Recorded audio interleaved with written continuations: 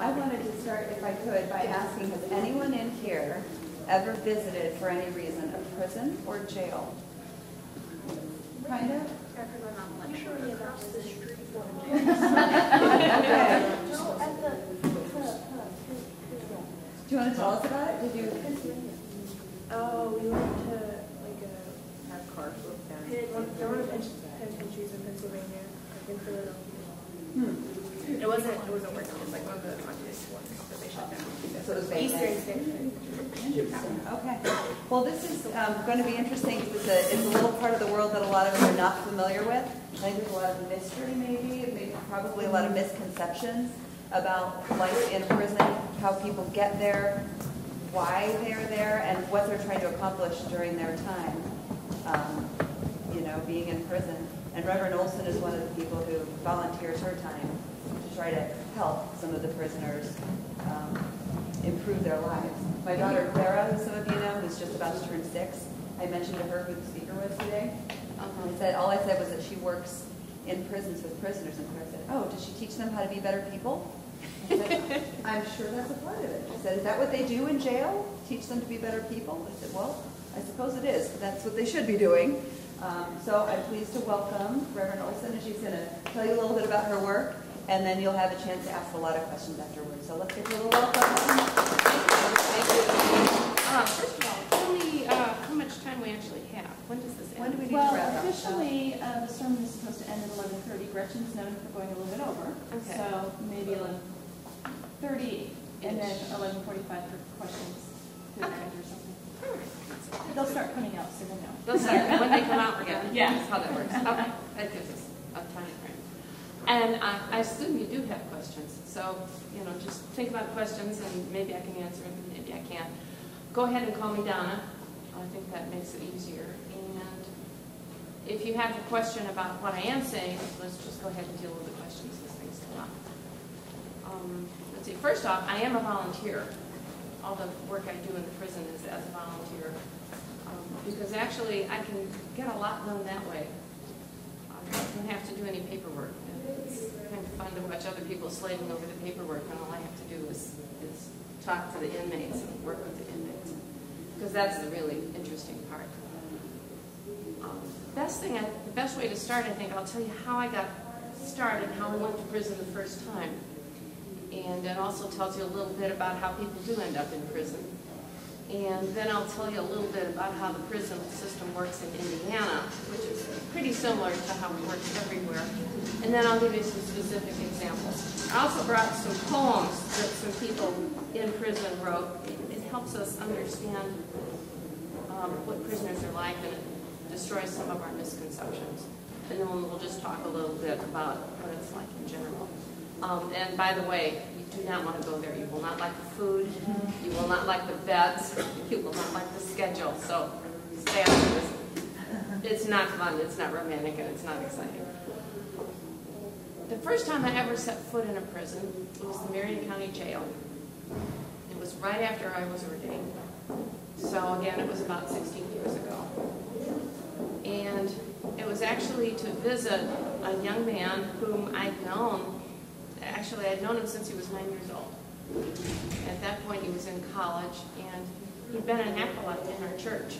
I used to be a DRE, like the person you're going to be hiring. And when I was a DRE, he was a little boy, and he was an acolyte at the church on Monument Circle in downtown Indianapolis. He was an acolyte there, and I'd known him then. And at this point, he was in college, and he'd been involved in a shooting. And he was just hanging out with some other people, and there was this fight broke out, and they said, "Oh my gosh, we can't let this happen." And everybody started passing out guns. He had not intended to be involved in a shooting, but somebody else said, "Oh, here, you've got to have a gun." And he decided, "Well, I don't want to hurt anybody," and so he fired a gun into the ground, thinking that way he wouldn't embarrass himself with his, quote, friends, and he wouldn't hurt anybody. Somebody else fired a gun that killed somebody.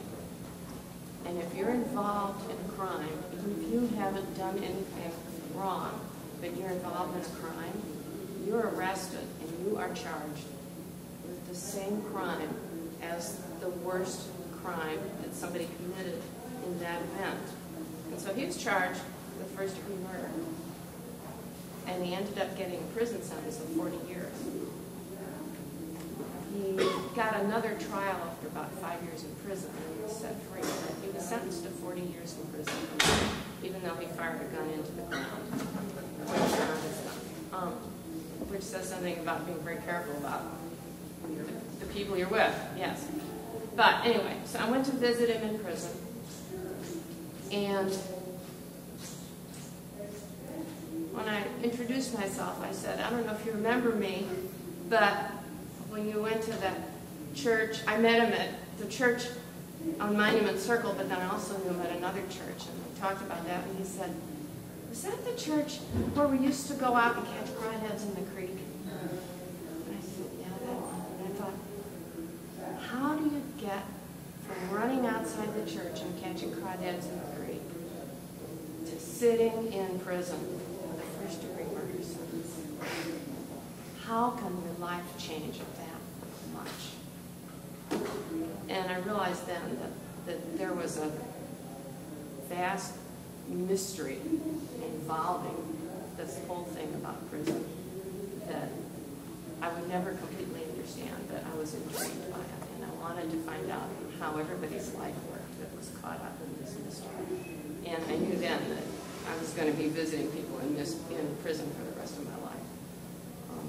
And as I said, this young man was sentenced to 40 years in prison, and after about 5 years, he got a new trial, and then he was set free, which of course needed to happen because he actually didn't hurt anybody.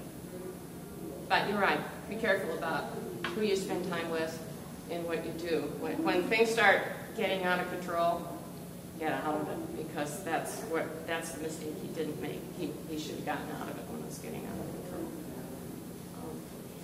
But I've been fascinated by what happens to people's lives ever since.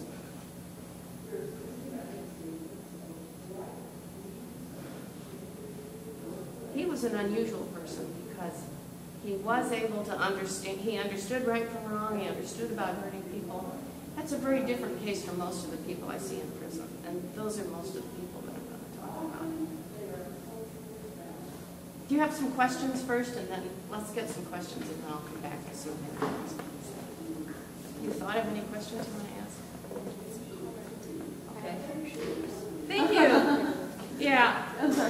They're pretty much the only shoes I wear because I've got some problems with my knees, and they're the most comfortable shoes. Pretty much like yours. I like yours.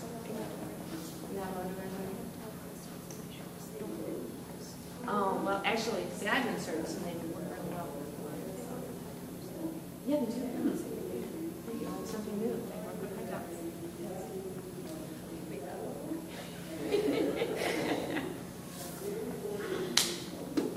How many of you have seen the Shrek movies? Yeah, probably everybody. The first Shrek movie, it's in the first one, Shrek says, ogres have layers. Do you happen to remember that line? Yeah, like an onion. Ogres have layers.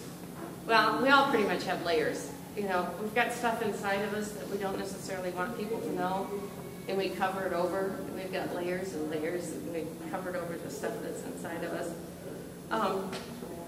The folks in prison are pretty much like that, too. They've got stuff that they've covered over.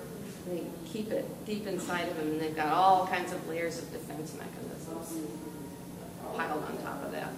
And part of what you do when you're working with them in prison is trying to find some way to get through some of that.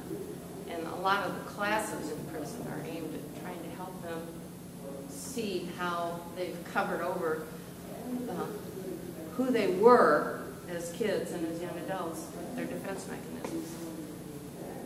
Generally speaking, most of the people in prison are fairly smart, but they had lousy educations. They might have had ADD that was never treated, so they couldn't sit still in school, and they've got this bad reputation, and they just never, education just kind of went right over, and they dropped out. They might have had really, really bad parenting, lots of abuse of various kinds. And they covered over all that pain to to the extent that they even forgot how bad it hurt and got mad and turned around and hurt other people. I'll come back and talk about that in a minute. There are 5 layers of prisons in Indiana. One is the least dangerous and 5 is the worst. 5 is death row, and that's a federal prison. So there are, I think there may only be one of those in Indiana by Fort Wayne. And so that's a federal prison, and so state prisons, 4 of them would be the worst.